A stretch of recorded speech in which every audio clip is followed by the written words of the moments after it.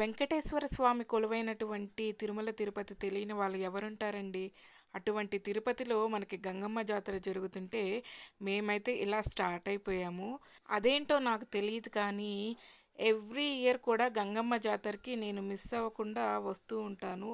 అప్పుడప్పుడు మిస్ అయినా కానీ గంగమ్మ తల్లి నన్ను అలా పిలిచేసుకుంటారనమాట.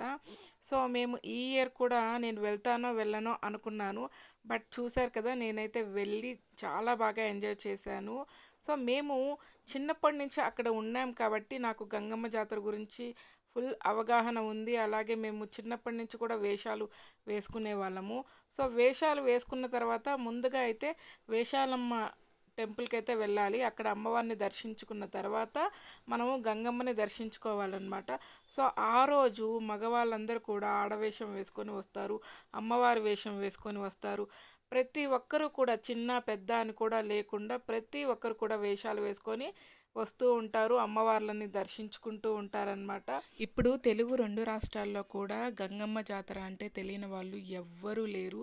తిరుపతికి వచ్చిన ప్రతి ఒక్కరు కూడా గోవిందరాజుల స్వామి టెంపుల్కి వెళ్ళి ఆ తర్వాత కొండ మీదకి వెళ్తారు.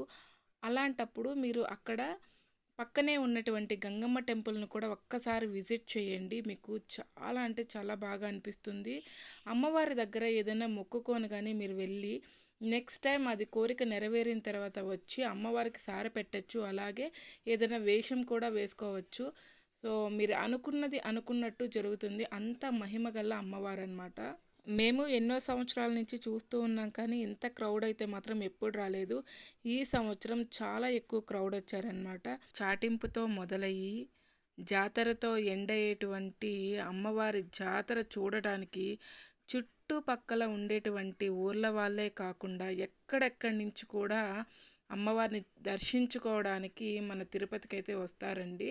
మధ్యలో రకరకాల వేషాలతో పాటు అమ్మవారి పేరంటాలు అన్నీ కూడా చాలా చక్కగా జరుగుతాయి.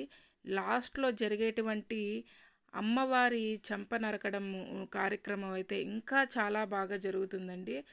అది చూడటానికి వేలాది మంది జనాభా అక్కడికి వస్తారు.